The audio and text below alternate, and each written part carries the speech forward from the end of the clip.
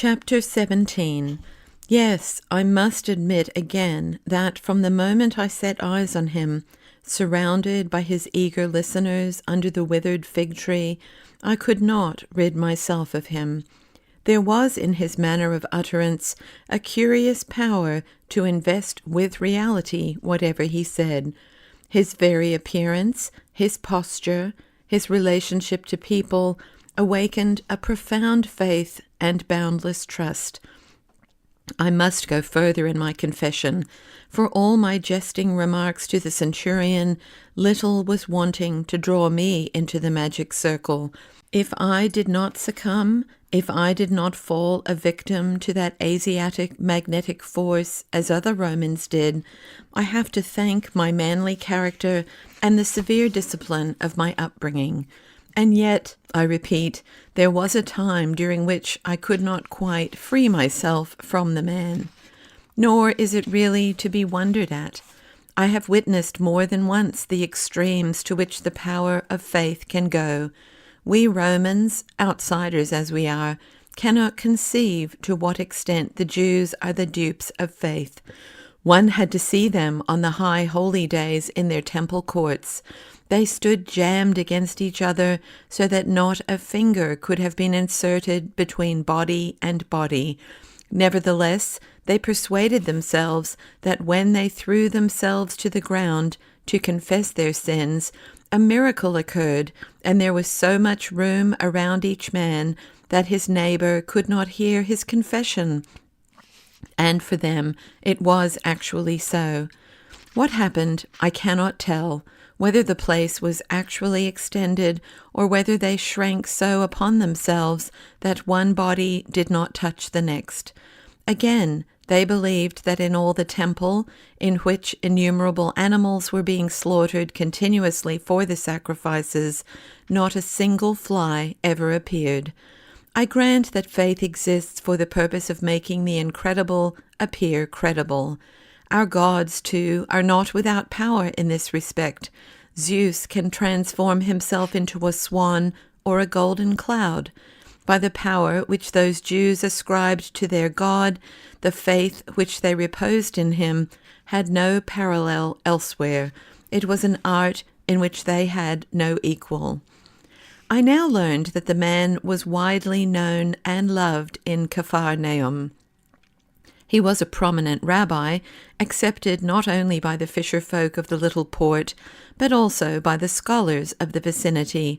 Particularly had his reputation risen when he had declared solemnly in their synagogue that he had come not to destroy the law and the prophets, but to fulfill them. He was even reported to have used these words, "Sooner shall the heavens and the earth pass away than one jot or tittle of the law," or words like them. This, by the way, was typical of the arrogance with which the Jews spoke of their sacred books. In this tremendous self-conceit, the rabbi, whatever his other differences with the official rabbis, was wholly like them. All of them were convinced that divine power resided solely in their sacred books, which had been handed down from the heavens.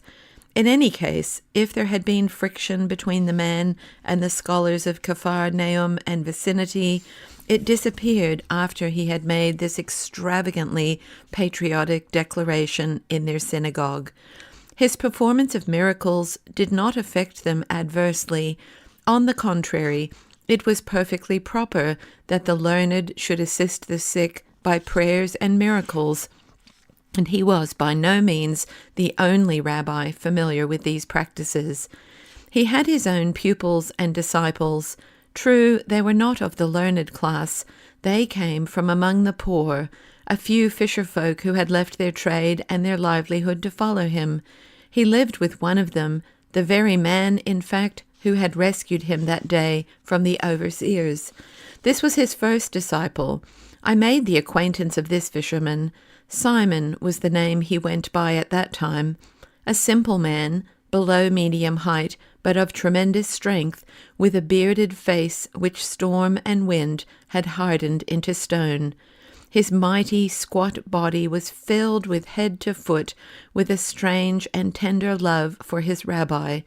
It sometimes happened that when the crowds of the poor and the sick pressed too close upon the rabbi, threatening to crush him in their ranks, the fisherman would lift him up in his arms and bear him away, as a father bears away a child.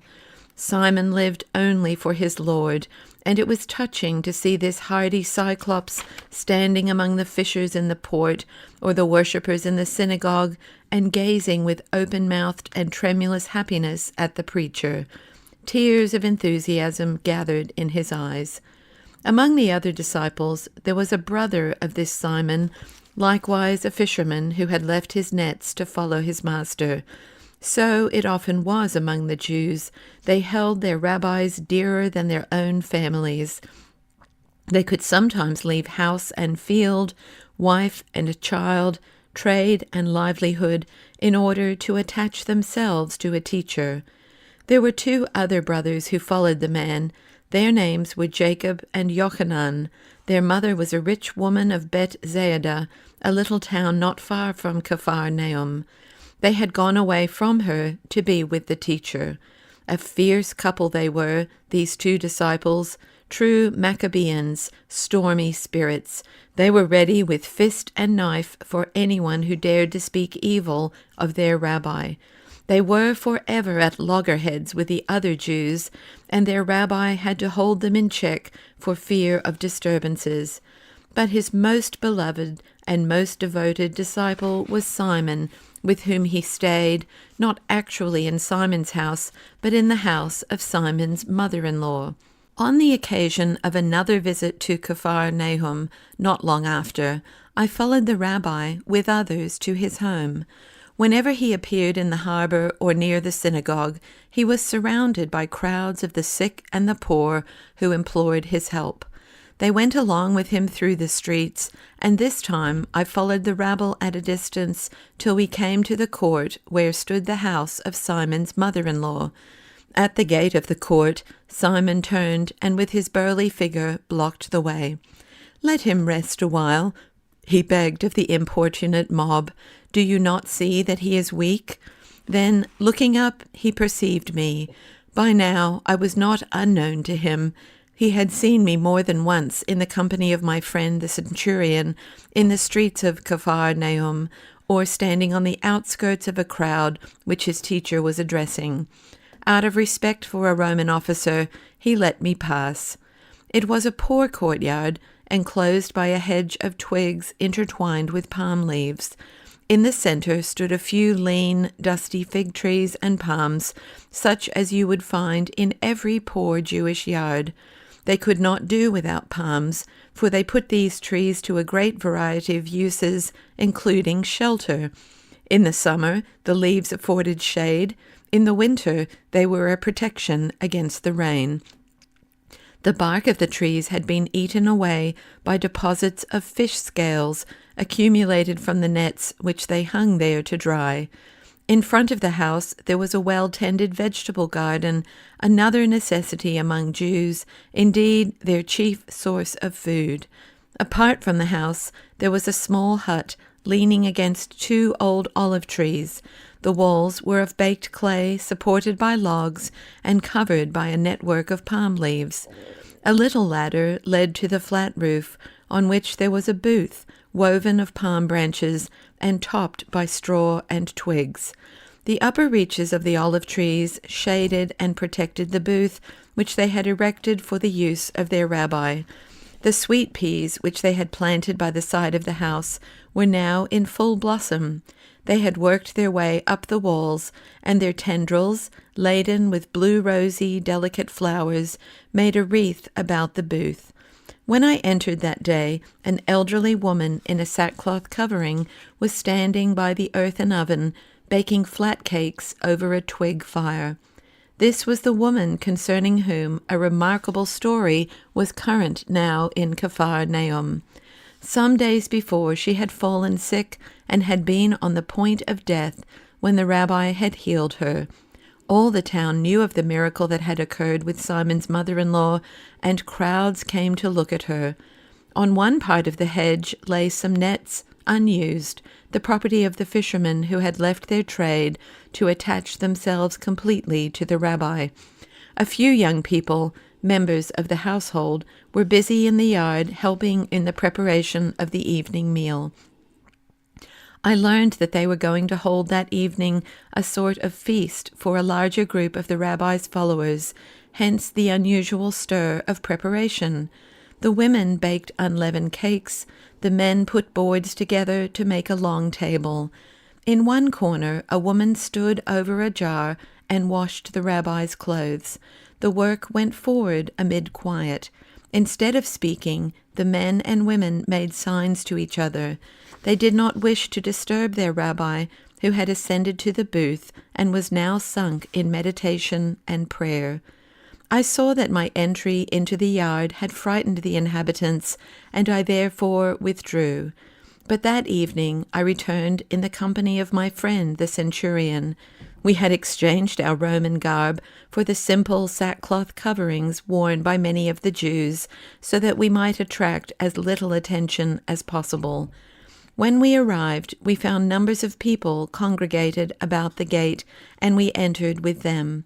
We were admitted into the house of Simon and found ourselves in a fairly large room, from which everything had been removed except the mats of woven straw and the long, low table of rough boards on which I had seen them working in the afternoon.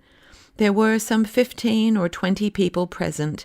Some of them sat on the floor, on the straw matting ranged about the table. Others stood.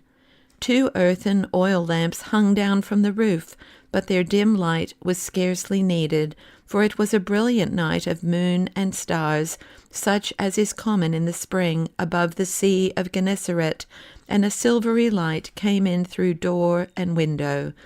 At the head of the table, half seated, half reclining, was the rabbi. His pale face and white garb shone out from the circle of black-bearded and black-haired men. The guests were mostly fishermen of the town and peasants from the surrounding country who had come that day to sell their wares, but having heard of the man of wonders, they had found their way to Simon's house to see and hear him, and perhaps be helped by him. The women of the house brought in earthen platters with the food prepared on the oven outside, flat cakes, small fishes baked in a covering of dough. This delicacy was in honor of the rabbi, and large quantities of green stuff from the garden. Other women had brought gifts to the rabbi, one a cruse of wine, another a jar of honey, a third fruit, dried grapes, and dates. Many children were present, young boys swathed in the tallit or prayer shawl. Thus fathers brought them before the rabbi, so that he might place his hands on their heads and bless them. He detained the children and made them sit near him. When the food had been placed on the table, and before any of the flat cakes had yet been broken, the rabbi called out, "Let us pray to our Father in heaven." One of the men answered, "Rabbi, we are ignorant men. We have not been taught to pray." Thereupon he said to them, "Is it not written, 'Ye shall be simple before your God'? You are more important in the eyes of God than the learned, for it is written, 'The simple and the upright shall comfort me.'"